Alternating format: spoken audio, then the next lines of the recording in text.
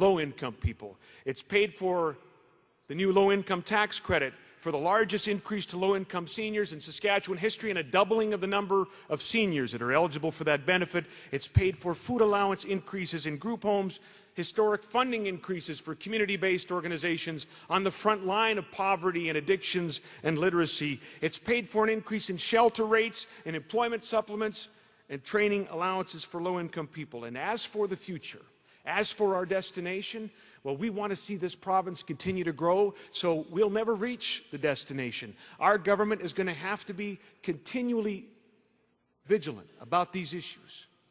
And we're going to rely on you. We're going to rely on the people of the province for the counsel and the advice as to what we need to do to make sure everybody's sharing in the prosperity and that Saskatchewan's dream is available to everyone. What about infrastructure? Where we have been in the past is an infrastructure deficit. It's true of every province. I'm not making a political criticism here. That's where we're coming from. The CAA said because of highways funding over the years, we've got about $1 billion pothole in the highway system not very long ago. Again, where we are today is right smack dab in the middle of trying to do something about it. So we have seen record highways construction budgets in the last 18 months. We have introduced the Ready for Growth initiative, $1 billion in infrastructure capital in our first budget. That was $400 million higher than the most ever spent in infrastructure in the past. Another $1 billion this year, and earlier this year, that booster shot, another $500 million in infrastructure to build long-term care homes, to fix some roofs at schools and some gym floors, and ladies and gentlemen, to give to our municipal partners $100 million, no strings attached, so they can get on with shovel-ready projects. We may be the only province that recognize that our municipal partners, frankly, know more about that than we do, and we just let them get to work. That's happening today.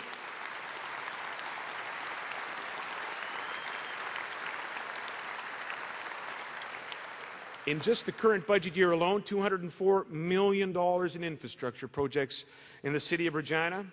Our destination, by the way, is that we would continue to reduce the deficit. And when we have eliminated that infrastructure deficit, that we would never fall that far behind again. But we know there's more work to be done.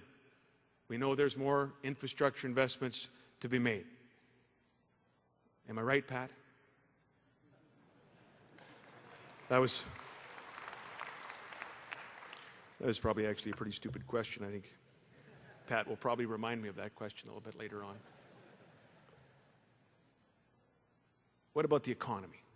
Finally, the economy as an issue to put through our little GPS. Well, I've already talked about from whence we came and where we are today. So what about the future? When it comes to the economy, ladies and gentlemen, as far as this government is concerned, the future has to be about sustained and continued growth. To get there, we're going to have to work together.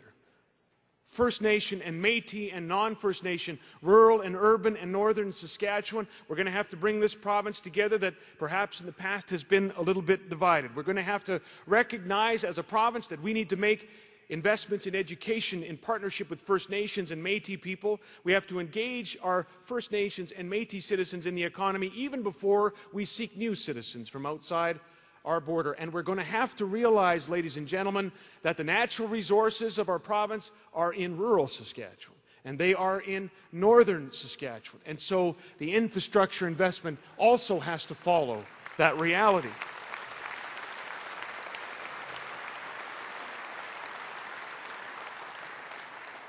This destination of ours is going to have to include agriculture.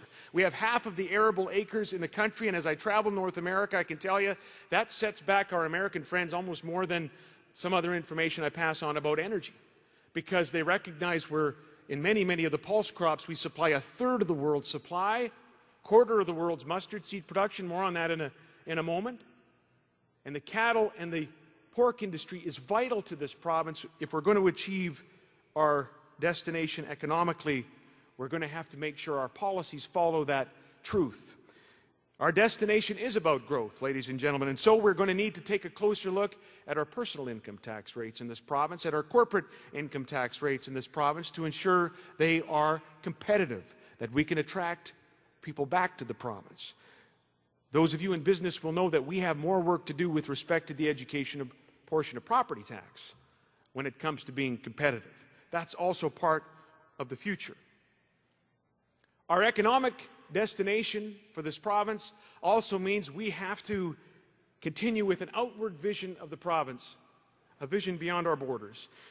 That means being a full, paid-up, non-muffin-stealing, if you've been in speeches in the past, member of groups like the Energy Council of the Americas and the Pacific Northwest Economic Region. It means stepping up in Canada, defending the interests of energy-producing provinces in places like our Saskatchewan, and it means stepping up in North America, appearing before the Board of Trade in Chicago or the Chamber of Commerce in Houston and telling them that free and fair trade is important, that 6% of their electricity comes from our uranium, and that we sell you more oil than the nation of Kuwait.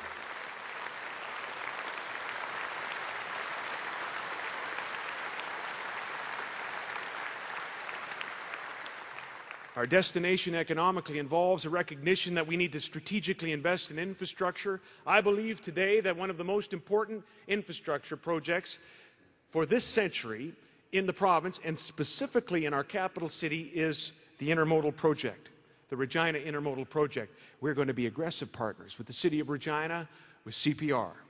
We're going to be aggressive partners with other companies that come to the province like Loblaws, and by the way, I think we're going to hear about more companies that want to be here, that want to be a part of that intermodal project. It's going to take some investment and partnership, and we're going to be there for that as well.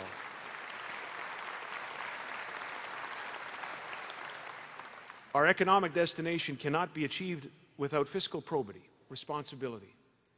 There is no public policy gimmickry that will ever take the place of balanced budgets. There isn't any public policy initiative that could ever take the place of debt reduction. There is a debt clock in the United States, ladies and gentlemen, that has, at $10 trillion, stopped working, ran out of digits. We've had a debt clock in our province, did you know, for at least the first full budget year of our new government. We've been paying off debt at $5,000 a minute. 40% of the debt of this province, thanks to you and what you do, will have been eliminated in the first budget year of our new government.